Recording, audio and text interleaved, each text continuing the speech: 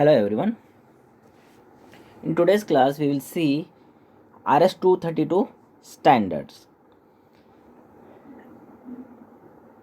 RS-232 is an interfacing standard that was set by Electronic Industries Association, that is EIA, in the year 1960. That is to allow compatibility among the data communication equipments made by the different or various manufacturers. This RS-232 standard was set. Today, this RS-232 is most widely used serial input-output interfacing standard. This standard is used in personal computers and various equipments, various types of equipments. But since the standard was set long before the advent of the TTL logic family, its input and output voltage levels are not TTL compatible. So that is, in RS-232, a 1 is represented by -3 to -25 volts, while a 0 bit is +3 to +25 volts, making -3 to +3 undefined. For this reason, to connect any RS-232 to a microcontroller system, we must use voltage converters such as MAX232 to convert the TTL logic level to the RS-232 voltage level and vice versa. So, MAX232 IC chips are commonly referred as line drivers.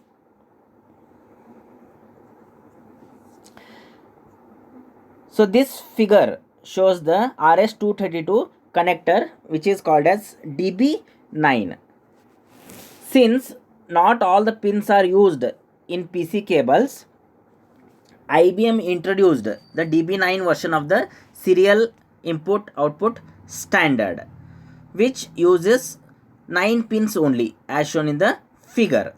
The table that describes the pin details of the DB9 connector, that is pin number 1 to 9, they are data carrier detect, receive data, transmitted data, data terminal ready, signal ground, data set ready, request to send, clear to send, and ring indicator. So these are the 9 different pins.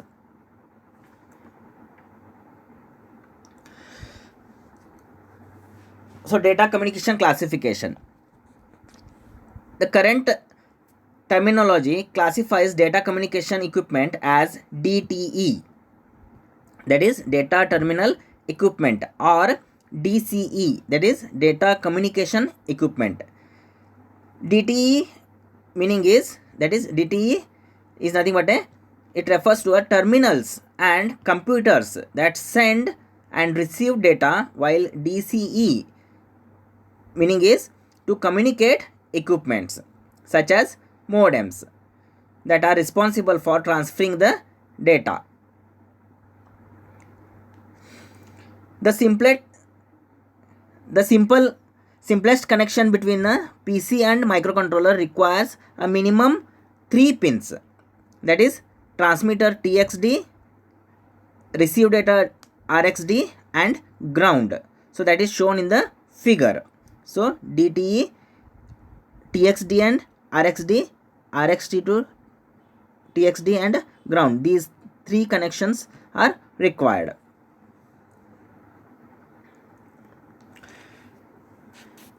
To ensure fast and reliable data transmission between 2 devices, the data transfer must be coordinated, or it has to be monitored.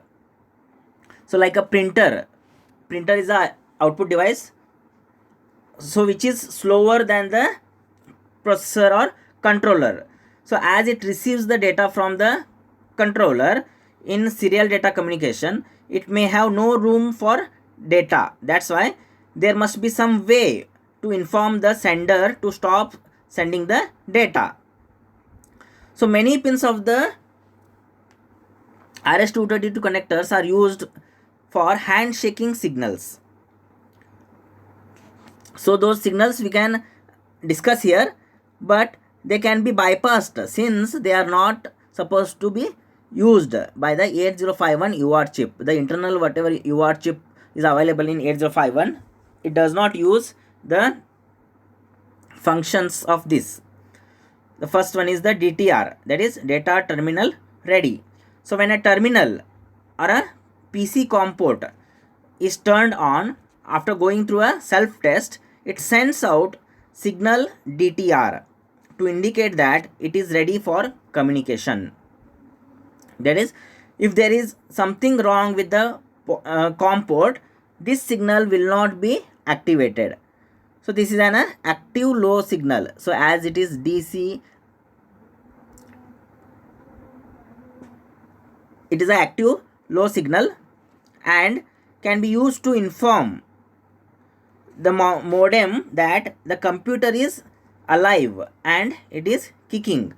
This is an output pin from the DTE, that is COM port, that is from the PC COM port, and an input to the modem. Second one, DSR, that is data set ready. When DCE, that is modem, is turned on, has gone through the self test, it sends as DSR to indicate that it is ready to communicate. Therefore, it is an output from the modem, that is DCE, and input to the PC, that is DTE. So this is an active low signal. If for any purpose the modem cannot make connection to the telephone, this signal remains inactive, indicating to the personal computer or terminal that it cannot accept or send data. Third, RTS. RTS stands for request to send. When the DTE device, such as PC, has a byte to transmit, it asserts RTS signal to the modem that it has a byte of data to transmit. RTS is an active low output from DTE and it is an input to the modem. Next pin, CTS, that is clear to send. So to the response of the RTS, to give the response to the RTS, when the modem has room for storing the data, when it can store the data, whatever the data that is sent, it is going to receive, it sends out signal CTS to the DTE to indicate that it can receive the data now. So earlier it was full, now it is free, it can receive the data. So this is the input signal to the DTE and is used by the DTE to start transmission.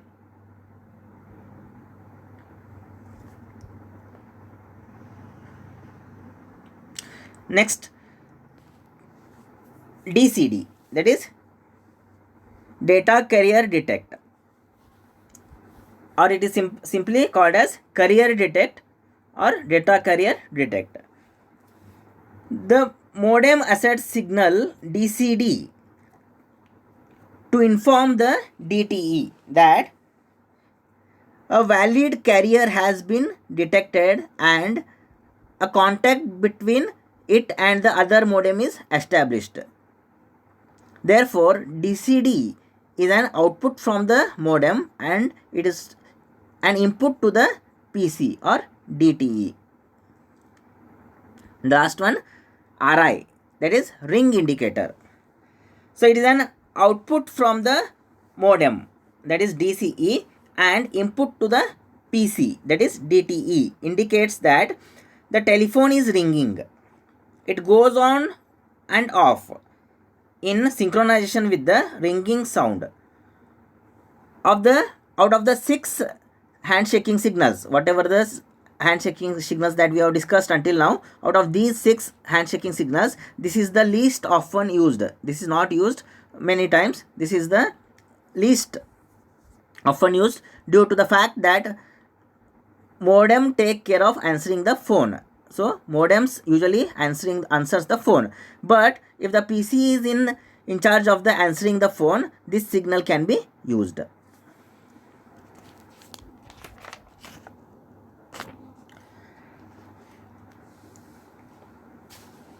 Next we will discuss 8051 connection to RS-232.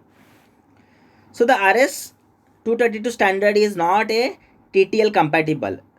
Therefore, it requires a line driver such as MAX232 chip to convert RS-232 voltage level to the TTL levels and vice versa.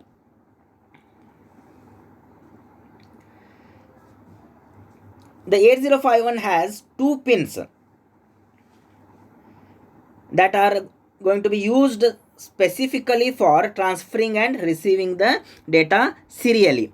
So these 2 pins are called as transmit data and receive data, that is TXD and RXD, and these are part of the port 3 group, that is P3.0 and P3.1, that is pin number 11 and pin number 10. Pin number 11 is a P3.1 that is assigned to transmit data TXD, and pin number P3.0, that is pin number 10, is designated as receive data, that is RXD. So these pins are TTL compatible. Therefore, they require a line driver to make them RS-232 compatible. So one such line driver is MAX232 chip.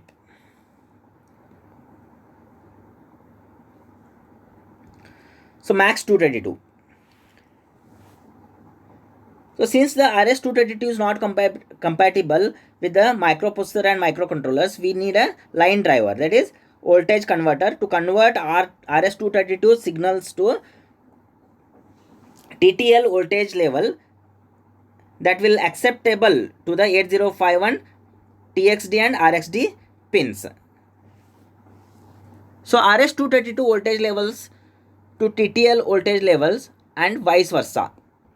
The MAX232 converts from RS-232 voltage levels to TTL voltage levels and vice versa.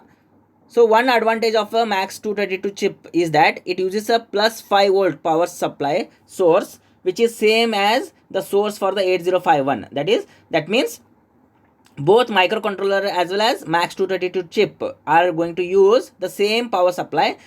Meaning is that with a single plus 5 power supply, we can power both 8051 as well as MAX232 chip.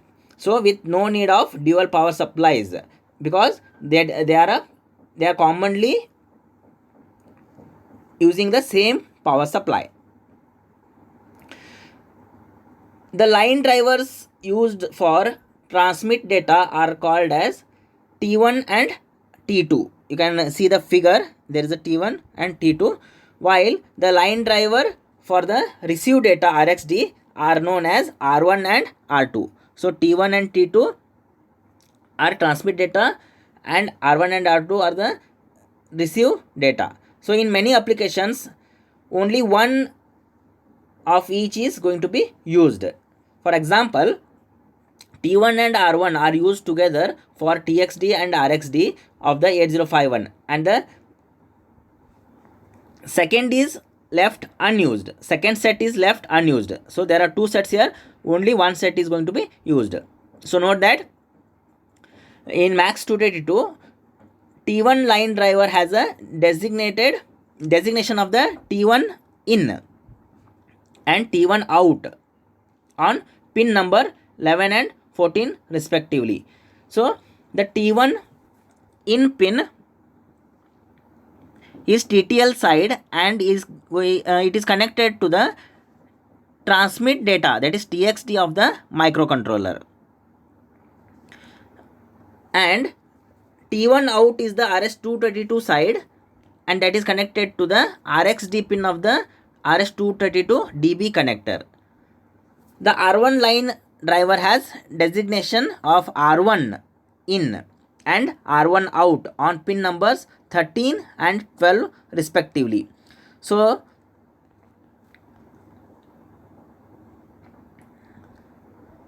the R1 in pin number 13 is the RS232 side, that is connected to the TXD pin of the RS232 DB connector, and R1 out, that is pin 12, is the TTL side, and that is connected to the RXD pin of the microcontroller.